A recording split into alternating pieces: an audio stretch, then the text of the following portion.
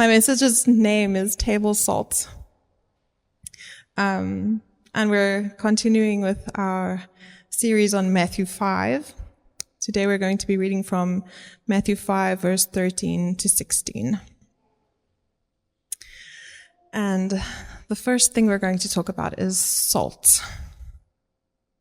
Okay. Are you guys ready? Are your safety belts on? Okay. Herman was so frustrated with me this morning because I use a lot of scripture, which means his editing for the video afterwards is very intense because he has to put up a lot of slides. So I'm so sorry, but just gear up. Here we go. Matthew 5 verse 13. You are the salt of the earth. But if the salt loses its saltiness, how can it be made salty again? It is no longer good for anything except to be thrown out and trampled underfoot. Okay, we're just going to stop there. You are the salt of the earth. But if the salt loses its saltiness, how can it be made salty again? It is no longer good for anything except to be thrown out and trampled underfoot. Salt transforms what it comes into contact with. So it transforms dull and flavorless things into delicious food. It preserves food, like a biltong. It cleans and heals. Have you ever had a sore throat and they told you to gargle, or even a sore in your mouth and you had to gargle with salt water and it stung, but it heals and it cleans? Okay, that is what salt does. But chemically, salt can't lose its flavor. But in biblical times, in Israel, they gathered salt from around the Dead Sea. They didn't have our way of purifying salt yet. So the salt was usually mixed with some impurities, some minerals, or even sand or whatever. So the salt would lose its saltiness when it got exposed to the elements. It got damp or wet or whatever, and the salt would actually evaporate, or it would dissolve, it would leach out. And then what was left was it looked like salt. It was still like a powder, but it had no flavor, and it wasn't useful. So if it got wet, or if something happened to it, it was useless. So they would throw it out. And Jesus said, we are the salt of the earth. And like salt, we are meant to be distinctive and transform the environments we are in, to purify and to heal. But not just that, salt also represents the covenant relationship we have with God from the very beginning. Undefiled, enduring, incorruptible. Salt is just that. It's salt. And if it loses that, if the residue that is left over is useless, then what's the point? We need to keep our saltiness. We need to keep from being defiled. We need to endure. We need to be incorruptible. Leviticus 2 verse 13, just for a reference, it says, season all your grain offerings with salt. Do not leave the salt of the covenant of your God out of your grain offerings. Add salt to all your offerings. Numbers 18 verse 19 says, whatever is set aside from the holy offerings the Israelites present to the Lord, I give to you, Aaron, and your sons and daughters as a perpetual share. It is an everlasting covenant of salt before the Lord for both you and your offspring. In Mark 9 verse 49 to 50, it says, for everyone will be salted with fire. Salt is good and useful, but if salt has lost its saltiness, its purpose, how will you make it salty? Have salt within yourselves continually and be at peace with one another.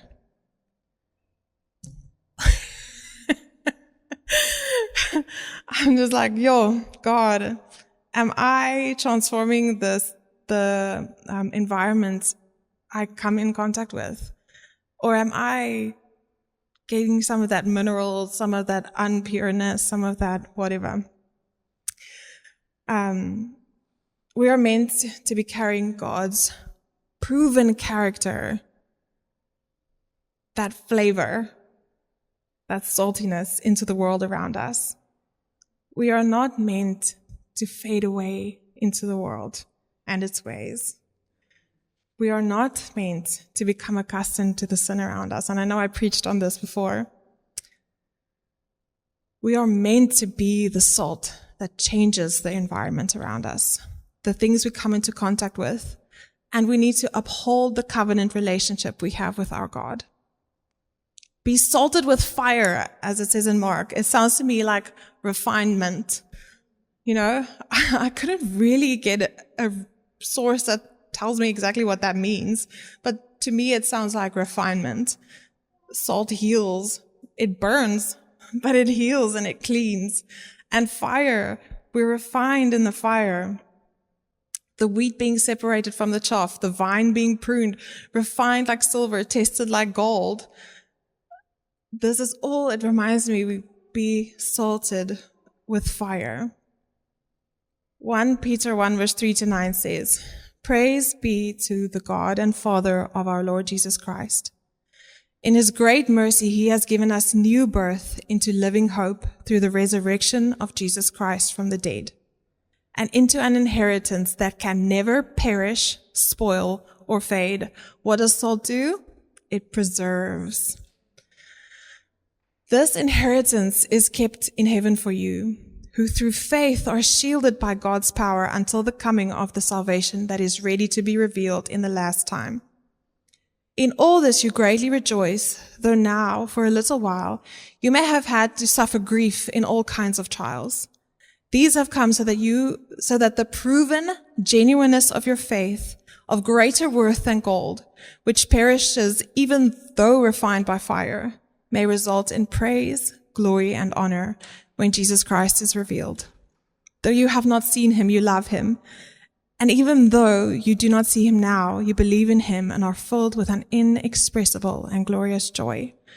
For you are receiving the end result of your faith, the salvation of your souls. It's so good. Like, be salted with fire. Allow God to be the salt, to clean you with the salt, and then you go and be the salt for other people. Do you guys know what a salt lick is?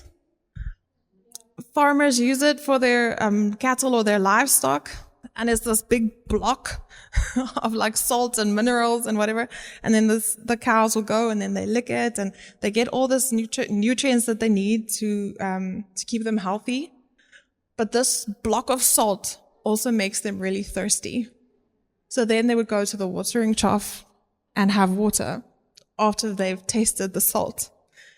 And we as humans often don't realize that we are spiritually thirsty until we encounter the presence of God reflected through someone else. So you be the salt. Let them taste this God you are serving, this God you are in covenant with, and let them become thirsty for him. I hope today that you become thirsty, that you also become thirsty for more of him, and that you would go and be the salt to the people around you, making them thirsty for the living water. Okay, that was salt. Now we're going on to light. Okay. Are you also with me? Are you fine? Okay. Matthew 5, verse 14-15. I'm lying to 16. You are the light of the world. A town built on a hill cannot be hidden.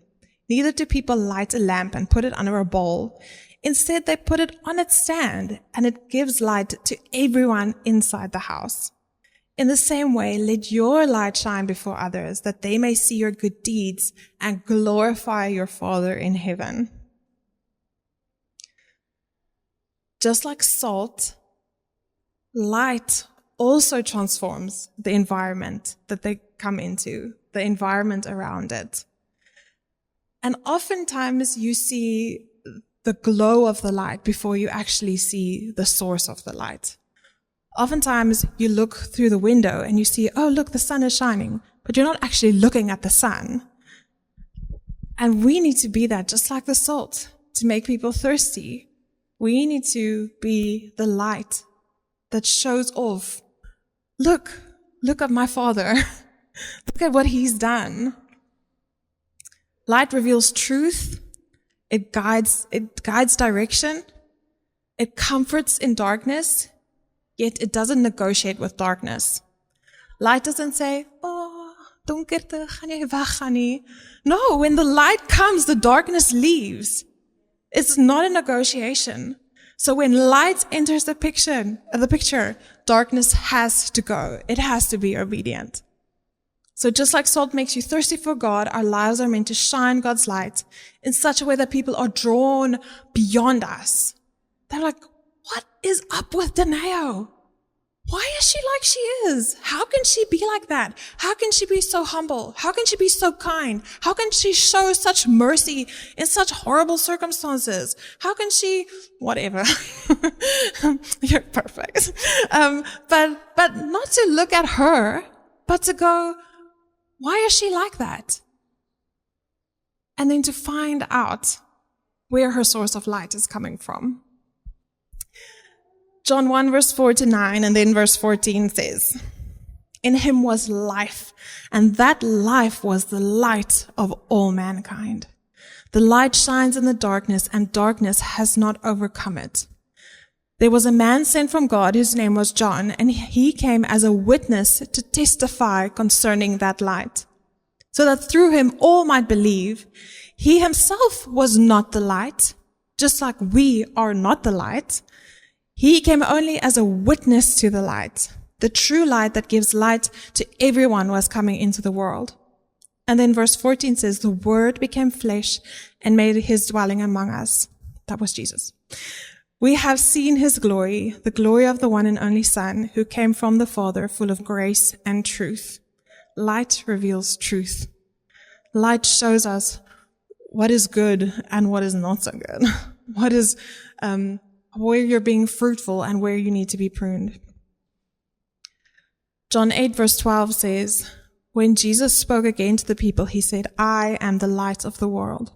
Whoever follows me will never walk in darkness, but will have the light of life. And He is the light of life. So you will have Jesus. May we all be witness to the light. May our daily lives testify of and light the way to our greatest source of light. However, there is a difference between illuminating light and blinding light. And sometimes we confuse the two. I was driving from St. Helena Bay a couple of weeks ago, and I realized I really hate the cars who have LED lights, because even on they're not like the brights, it's really, really bright. It's horrible. And I was driving, and then, you know how people do they flick their lights, turn off your brightness, or whatever. And I decided not to do that. I was like, it's fine, just stay in your lane, whatever. It's very quiet, there's only a few cars. And as the car came closer, I realized I can't really see anything. I can see inside my car, but I can't see anything outside my car. And when that car passed me, there was a buck in front of my car. And I was like, okay, Jesus.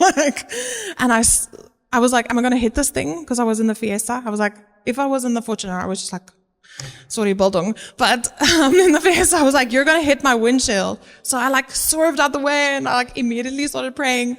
And everything was fine. And I just realized there's a difference between blinding light. There's a difference between taking a flashlight and pointing it at somebody and saying, look at all your faults. Look at what you're doing wrong. You have to do this. You have to make these changes. You have to, need stables. There's a difference between taking the flashlight and pointing it at somebody's face, where all they can look at is themselves. They can only see themselves. The light is here. All they can see is this. What is wrong with me? What is horrible in me? But that's not what we were called to do. We weren't called to be a flashlight in someone's face. We were called to come alongside people and light the way. Sorry, not a very bright liggie, but and light the way together.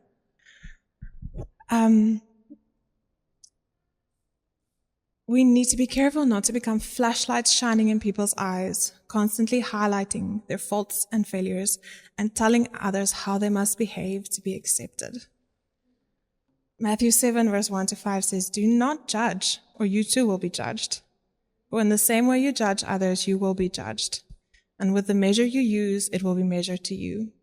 Why do you look at the speck of sawdust in your brother's eye and pay no attention to the plank in your own eye? How can you say to your brother, 'Let me take the speck out of your eye,' when all the time there is a plank in your own eye? You hypocrite, first take the plank out of your own eye, and then you will see clearly to remove the speck from your brother's eye." So instead of pointing it at each other, we are called to humbly guide one another towards the truth. Not pointing fingers, not humiliating, not wearing your Christianity like a license to judge. A flashlight pointed directly at someone blinds them. But when we build relationships, we walk alongside the people, and it helps both of us see the path ahead. We can encourage one another, we can correct one another, and together pursue God more faithfully. So come alongside people. Don't be the flashlight shining in their faces. I'm not saying that you shouldn't correct people. I'm not saying dismiss sins. I'm saying there is a better way to do it. There's a humble way to do it. There's a loving way to do it. Choose that way. The goal is not to expose people's flaws, but to illuminate the way so they can discover Jesus for themselves and the life only He can give. Psalm 119 verse 105 says, "Your word is a lamp for my feet and a light on my path." Matthew 4 verse 16 says, "The people living in darkness have seen a great light. On those living in the land of the shadow of death, a light has dawned." Okay, salt and light, always leading people to Jesus. But how? How do I become the salt and the light? How do I become that? So we're going to pivot quickly from Matthew. Because before salt was a metaphor, it was already on the table. We're going to read Psalm 23 again. And then I'm going to try and quickly just give you some thoughts on what I have. Are you all still okay? Okay.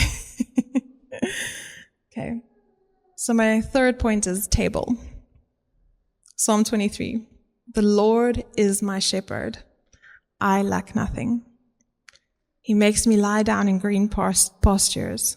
He leads me beside quiet waters. He refreshes my soul. He guides me along the right paths for His name's sake. And even though I walk through the darkest valley, I will fear no evil, for You are with me. Your rod and Your staff, they comfort me. You prepare a table before me in the presence of my enemies, and You anoint my head with oil. My cup overflows. Surely Your goodness and love will follow me all the days of my life, and I will dwell in the house of the Lord forever."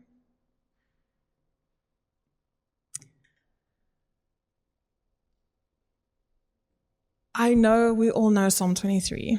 Like we learn it as kids, and it's just one of those psalms that is constantly repeated. It's so poetic. But in the last couple of weeks, God has really been revealing Psalm 23 to me, and it's too vast, but I'm just going to quickly touch on some things. Okay, Psalm 23 verse 1, "The Lord is my shepherd, I lack nothing. I acknowledge that He is my shepherd, therefore I submit under His authority. I trust Him, and He remains present. All I need is Him. I lack nothing. He makes me lie down in green pastures. He leads me beside quiet waters. He refreshes my soul. He guides me along the right paths for his name's sake. He is the one who brings me peace, and he guides me along the right paths so that my life may testify of him.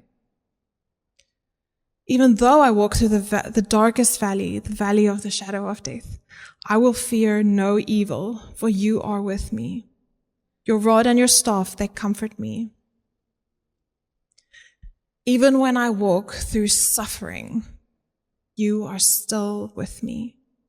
You guide and you protect me, and your presence gives me the courage to keep going.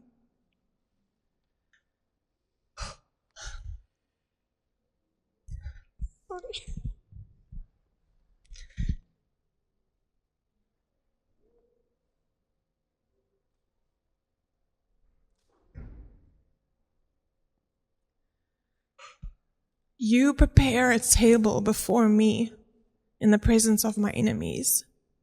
You anoint my head with oil. My cup overflows. He prepares a table for each one of us. And he says, you have a spot at my table. Do you know, in a family, we all have our spots where we sit. And he says, Betty, you have a spot at my table. Yahweh, the Lord of hosts, says, Betty, come sit at my table. Even in the presence of my enemies, they're not gone. He doesn't take the valley away. He doesn't take the enemies away. He says, come and sit with me, even while they're here. Even in the presence of my enemies, I am in the presence of my shepherd, my God. There is peace within the pressure. There is peace within the pressure. And I can come sit at this table, and I can identify my enemies. They do not sit at the table with me. I can see them. I can calmly call out my fears and call them by name. Whatever they may be, if it's a relationship, if it's whatever, anxiety, you do not have a seat at the table. Hopelessness, you do not have a seat at this table. Loneliness, you do not have a seat at this table. Complacency, pride, you do not have a seat at this table. They have no place here. I can sit and have a meal, be refreshed and restored. My cup overflows even when nothing has been resolved, even when nothing has changed, even when my situation still sucks, even when I'm still going through the valley, I can still be refreshed and restored, and my cup can still overflow. God doesn't wait for me to be perfect. He doesn't wait for my enemies to disappear. He intentionally prepares a table for me right there. Surely your goodness and love will follow me all the days of my life, and I will dwell in the house. That is the presence of the Lord forever. Your goodness and your love actively pursue me. I am in your presence all the days of my life. Every single day, every single moment, I am in his presence. What else do we want? My cup overflows. And today, I want you to have courage. Patrick also said this morning, courage. I want you to have courage.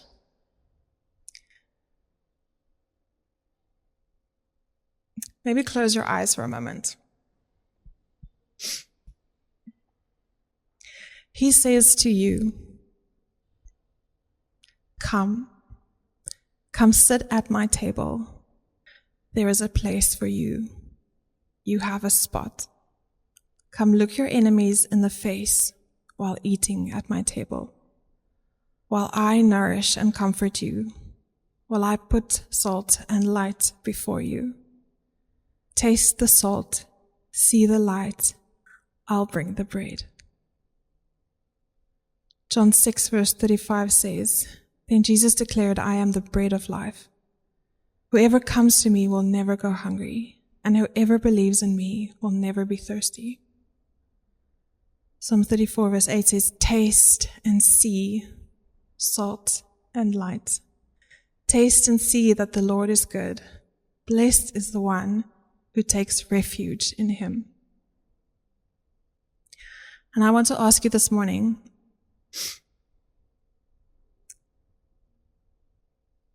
that you will come and sit at this table. Physically come and sit at the table if you want to. And come look at the lights. Come taste the salt. There's even bread. There's grape juice if you want to have communion. But I want to pray that God nourishes you and comforts you where you are in the midst of your enemies. In the valley, may you find him at the table with you.